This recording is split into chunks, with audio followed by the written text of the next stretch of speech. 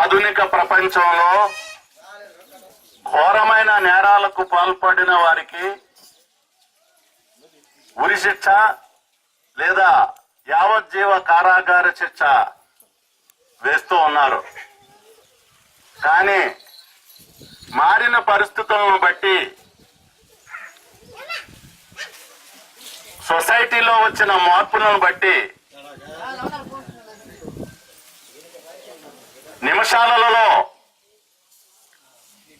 ఉరి తీసి ఊపిరి తీసి ప్రాణాలు పోగొట్టడం అది అనైతికంగా ఎంచుకొని ఆ తరువాత అనేక దేశాల్లో ఉరి శిక్షను రద్దు చేయడం జరిగింది. ఇప్పుడు ప్రపంచంలో ఉన్న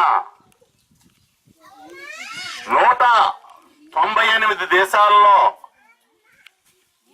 దేశాలకు గాను 150 దేశాల్లో ఉరి శిక్షను రద్దు చేయడం జరిగింది. చాలా ఘోరమైన నేరాలు చేసిన వాళ్ళకు సైతం, టెర్రరిస్టులకు సైతం వాళ్ళు ఉరి శిక్షలను ఆపేసి యావజ్జీవ కారాగార శిక్షలు వేస్తూ ఉన్నారు. మన దేశంలో కూడా ఈ ఉరి శిక్షల విషయమై అనేక సంవత్సరాలుగా మేధావులంతా కూడా ఉరి శిక్షను రద్దు చేయాలనే ఆలోచనలో విభిన్న కోణాల్లో ఆలోచిస్తా ఉన్నారు మన దేశంలో. కానీ అది ఈ మధ్య కాలంలో మరింత ఉధృతంగా తెర మీదకు వచ్చింది.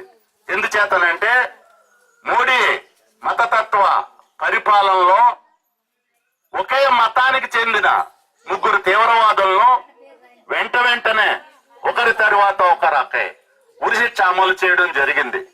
దీనితో తెరపైకి మరింత ఉధృతంగా వీటిపై ఆలోచనలు మేధావుల్లో కలగడం మొదలైంది.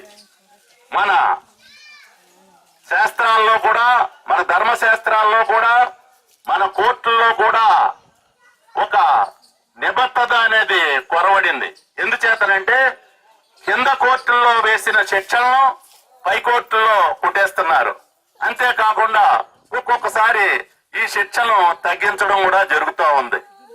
ఎవరైతే పరిపాలకులు ఉన్నారో ఆ పరిపాలకుల యొక్క మనోభావాలు, వారి పరపతి, ఇవన్నీ కూడా ఈ కోర్టుల మీద ప్రభావితం చేస్తా ఉన్నాయి. అందుచేత ఈ ఉరి శిక్షలో వేయడానికి కూడా ఒక నిబద్ధత అనేది కనపడటం లేదు.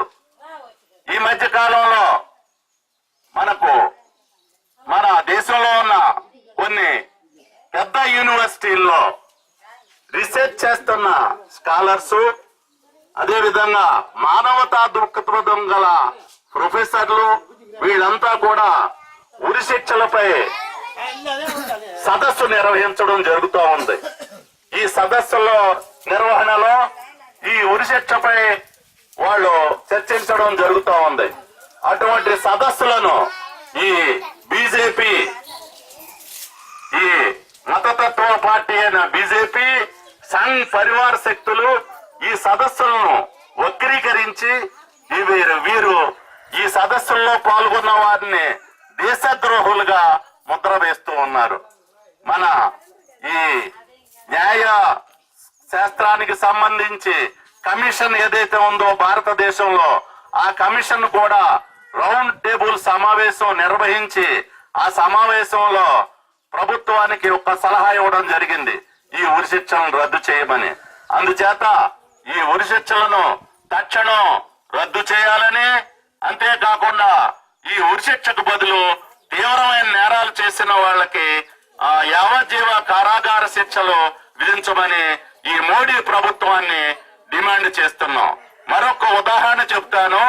ఈ మధ్య కాలంలో ఒక తీవ్రవాదిని ఉరి శిక్ష తీయడానికి ఏర్పాట్లు చేసిన రోజునే అర్ధరాత్రి నుండి తెల్లవారుజాము వరకు కూడా సుప్రీంకోర్టు వాదనలు విన్నదంటే మన దేశ చరిత్రలోనే రాత్రులు కోర్టులు పనిచేయడం అన్నది ఎప్పుడూ లేదు.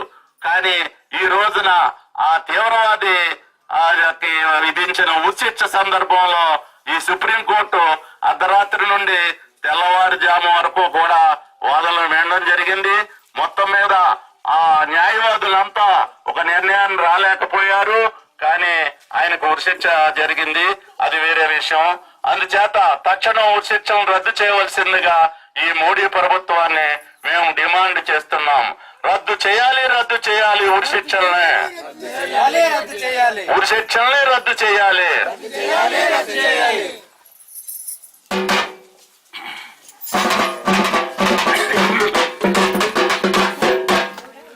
కమ్యూనిస్టులం మేము కష్టజీవులం, అవునన్నా కాదన్నా అదే ఇస్తులం.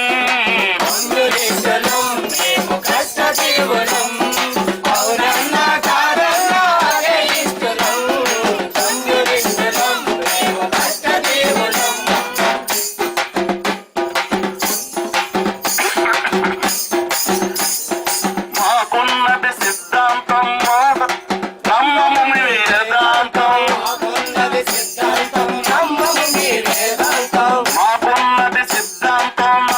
మీ వేదాంతం. మాకున్నది సిద్ధాంతం, నమ్మము మీ వేదాంతం. సంతాలకు తలవంతం, మా ఆత్మను వంచం. కమ్యూనిస్టులం మేము కష్టజీవులం, అవునన్నా కాదన్నా అదే ఇస్తులం.